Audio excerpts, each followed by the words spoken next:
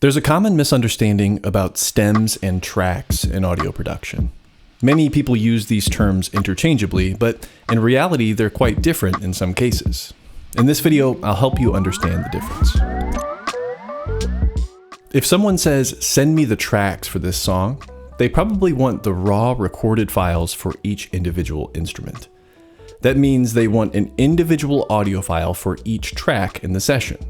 Kick, snare top, snare bottom, overhead left, overhead right, guitar, lead vocal, background vocal, etc. Every track should be exported as a separate file. If someone plans to mix your existing recordings, they probably want tracks. And while you could theoretically send this person the whole project folder with audio files and a DAW project file, it's probably best to send them tracks instead because they may not use the same DAW as you, or they may use the same DAW, but they want to structure the session in a template file. This person will receive those track files and drag them into a new session within their DAW. To help ensure the files are properly synchronized once pulled into the session, it's important that all of the audio files are the same length.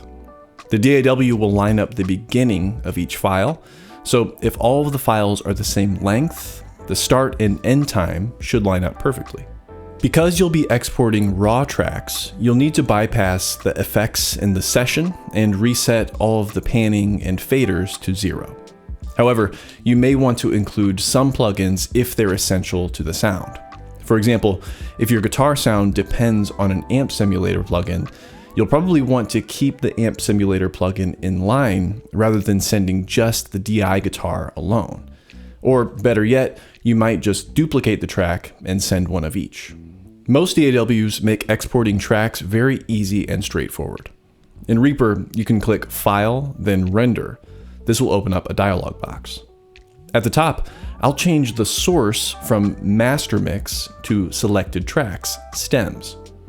As you'll see in a second, this is the same setting you'll use to export stems, so it is kind of confusing. Since you're exporting tracks, we just need to select each individual track in the session. I'll also select the click track in case that's useful for the person I'm sending to. The bound setting can be the entire project, or you can choose time selection and highlight a section of the timeline that you want to export. I'll change the sample rate and bit depth to the desired values, and I'll also select mono. If you have some stereo tracks like drum overheads or stereo keyboard recording, you may want to break those into mono tracks, or you may want to run a separate rendering for those tracks with stereo selected. The goal is to make it easy to recognize each file and to make it as simple as possible for the person on the other end. So let's look at how these rendered files will be labeled. This part is dependent upon personal preference, but I'll go ahead and use these wildcards, which pull information from the session for each file that's being exported.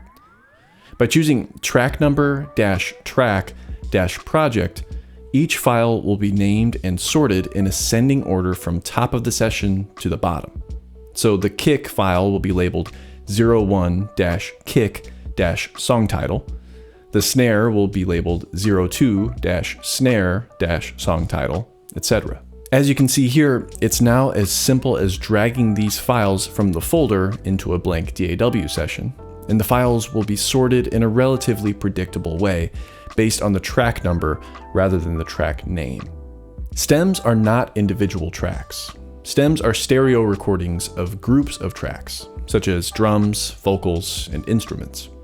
The specific groupings for your stems are entirely dependent on the situation or any standards you're working within.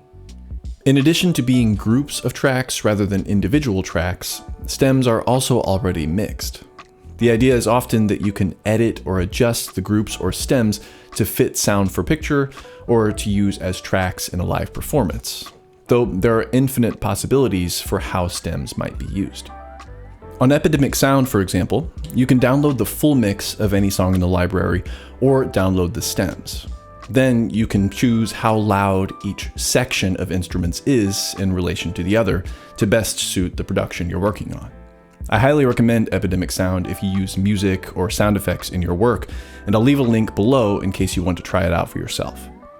When I download the stems for a song and drag them into a blank session, They're the same length, and they already contain panning, which is only possible because each stem is a stereo file. Let's look at how you can render similar files for your project. The process for rendering stems is slightly different. First, we need to route the tracks to the appropriate stem groups. If you work with buses in your DAW template, you may already have these groupings, but if not, I'd recommend doing a save as on your session so you can easily revert back to your original session later on. Then you can create a bus for each stem you wish to render and start to group the tracks, either by using bus sends or by dragging and dropping each track into the respective group.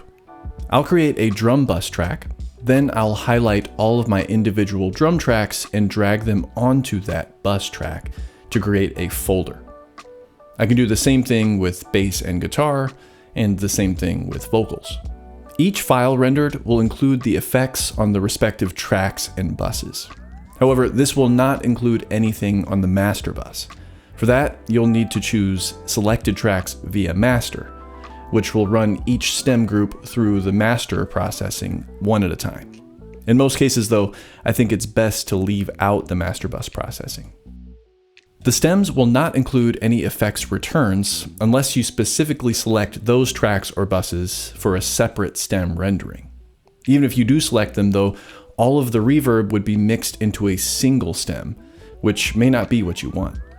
If you want to keep reverbs together with the respective stems, i.e. drum reverb with the drum stem, the vocal reverb with the vocal stem, you may choose to use a different method for exporting. Rather than using the selected tracks option, you can choose the master mix option. Then you can solo the things you want to be included in each stem and render. For example, I might solo the vocals in the vocal track and then render for my vocal stem, then solo the drums and the reverb track and render my drum stem. It takes a bit longer to do it this way compared to batching them all together, but you'll need to choose whichever method gives you the stems you need. This topic goes a lot deeper than I've covered here, but hopefully you have a better understanding of what tracks and stems are. Like I said, people often use these terms interchangeably, but there are different ways to export files, so it probably wouldn't hurt to clarify before assuming. In the next video, you'll learn about an essential tip for keeping your sessions organized. Go ahead and click that link right now, and I'll see you there.